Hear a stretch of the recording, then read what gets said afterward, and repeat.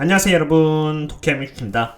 어제는 정말 훌륭한 장이었습니다. 특히나 보시는 것처럼 원유 섹터가 다른 섹터에 대비해서 굉장히 아웃퍼폼하는 모습을 보여주었는데요. 보시는 것처럼 저는 멤버십을 대상으로 운영하는 텔레그램에서 제가 어떤 종목을 매수했는지에 대해서 공개를 하고 이렇게 매수한 사유 등에 대해서 말씀을 드리면서 멤버십 분들과 함께 원유 섹터 대상으로 투자를 이어나가고 있습니다. 어제 장이 시작하기 전에 프리마켓 때 아주 저렴한 가격에 물을 탔고 주가가 적게는 4%에서 페트로브라스와 같이 많게는 5.6% 또는 양가라 리소스와 같이 7%까지 올라주면서 크리스마스 선물을 함께 받을 수 있게 된 아주 좋은 하루였다고 봅니다. 참고로 이것은 제가 프리마켓 때 매수한 종목 중 일부일 뿐이고 좀 더 아래로 내려가면 보입니다만 이 두 개의 종목 외에도 다른 종목들을 저는 열심히 매수를 했습니다. 과거 영상을 보시면은 저는 누누이 S&P 500에 대해서 정말 위험하며 조심해야 할 필요가 있다고 누누이 경고를 해왔습니다. 물론 그 경고는 제 뇌피셜도 아닌 거시형들 데이터 자체가 보여주는 부분을 기반으로 데이터를 그냥 공유드린 것 뿐입니다. 마치 이런 데이터와 같이 말이죠. 하지만 그렇다고 해서 모든 주식이 빠진다고 생각하지는 않습니다. 주식 중에서도 억울하게 저평가를 받고 있는 주식들이 있고 점점 안 좋아지는 매크로 데이터 속에서도 반대로 수혜를 받는 섹터 또한 존재합니다. 저는 고평가 종목들은 철저하게 피하고 저평가를 받고 있는 섹터이자 저평가를 받고 있는 기업들 대상으로만 리서치를 하고 밸류에이션을 하여 멤버십 분들께 공유를 드리면서 함께 투자를 하고 있는데요. 혹시라도 저희들과 함께 장기 투자를 하고 싶으시다면 언제든지 이 링크를 통해서 조인하신 뒤 커뮤니티에 남겨져 있는 멤버십 전용글을 통해서 접속해 주시면 되겠습니다. 어제 원유 기업들이 아웃퍼폼 하게 된 이유는 바로 WTI 유가가 2.4%나 오르면서 어느새 80달러를 바라보게 되었기 때문입니다. 며칠 전까지만 해도 원유는 이렇게 70달러까지 내려가면서 많은 사람들로 하여금 공포를 야기했지만 멤버십 분들께 제가 꾸준히 말씀드렸듯이 원유 섹터의 펀더멘탈은 바뀐 게 전혀 없으며 단지 주식을 홀짝으로 하는 이에게는 위기이겠지만 섹터와 기업에 대해서 충분히 이해가 되었다면 이러한 하락은 오히려 기회로 적용될 수 있다고 말씀을 드린 바 있습니다. 물론 저는 제 맵 내역을 꾸준히 공개해드리면서 위기를 기회로 만들어 나가고자 했고 이제 원유는 어느새 80달러까지 오게 되었습니다. 그럼 유가는 왜 이렇게 2.4%나 오르게 된 것일까요? 바로 이러한 소식 때문이었습니다. 2023년 초를 시작으로 해서 러시아는 원유 생산량을 5에서 7% 정도까지 줄일 수 있다라고 여기 데프리 프라임 미니스터 알렉산더 노박이 말했다라고 합니다.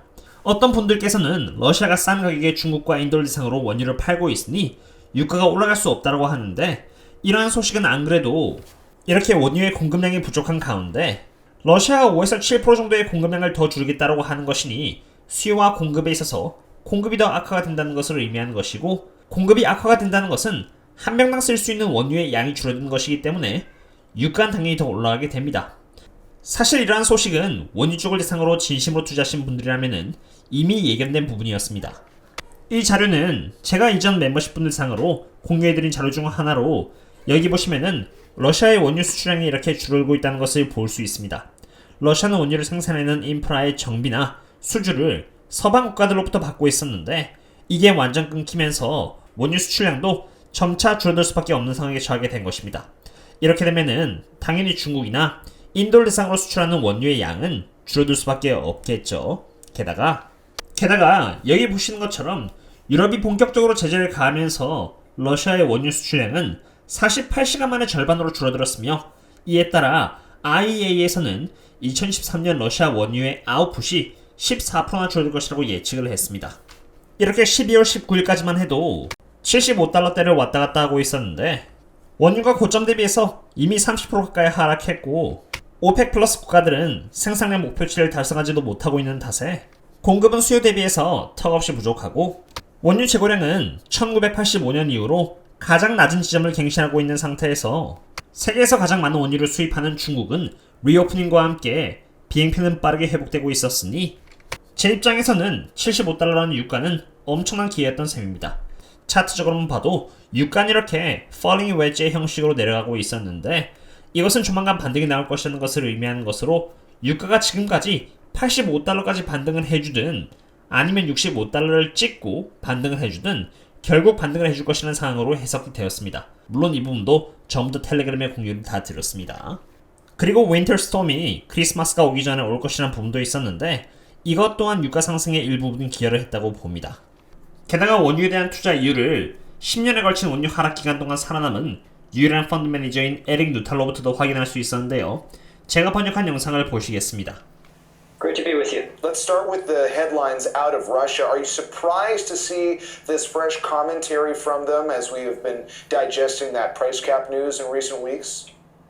No, I don't think it's a surprise to the market whatsoever. It's been foreshadowed before in conversations with OPEC members. They were concerned about the viability of Russia as a going concern post-EU sanctions. And so what I don't think you're seeing is a real market reaction to it. Yes, oil's up today, I think also off of Chinese, gradually unlocking from the COVID-0 policies.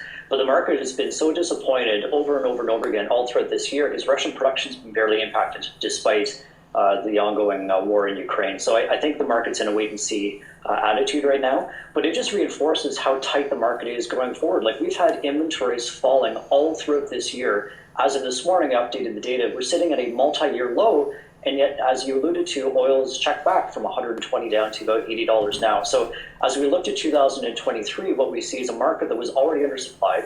With the end of the SPR releases, the largest in history, China very clearly signaling that they're emerging from the COVID-0 lockdown. That's been suppressing demand by 1.5 million barrels per day. And now Russia, where they're saying, we're going to likely cut by 500 to 700,000 barrels per day. So we remain bullish. We see a tight and tightening market as we head into 2023. And for those who are wondering about what happens in a worst case scenario for the global economy with all this focus on the recession, what does the supply picture look like in that scenario?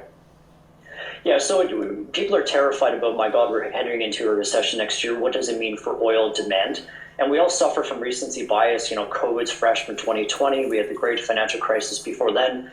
What people are forgetting about is that let's just assume we repeat a great financial crisis. Oil demand fell by 2 million barrels per day, 2%.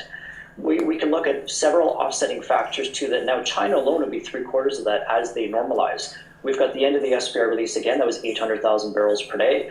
And usually recessions don't mean falling oil demand. What it means is a fall or a drop in the rate of demand growth. So I reflect back, and that's why it's been a very frustrating year. Like, energy stocks have done well. My fund's up about 45%, but I'm frankly very disappointed because the market's been so maniacally focused about a recession and what it means for oil demand, ignoring that most recessions still result in demand growth. And yet at the same time now, we've had falling inventory, so the market's been undersupplied. So I expect a convergence between the fundamental market for oil and the paper market for oil at some point early next year. What are the kinds of businesses that you are gravitating towards for the year ahead?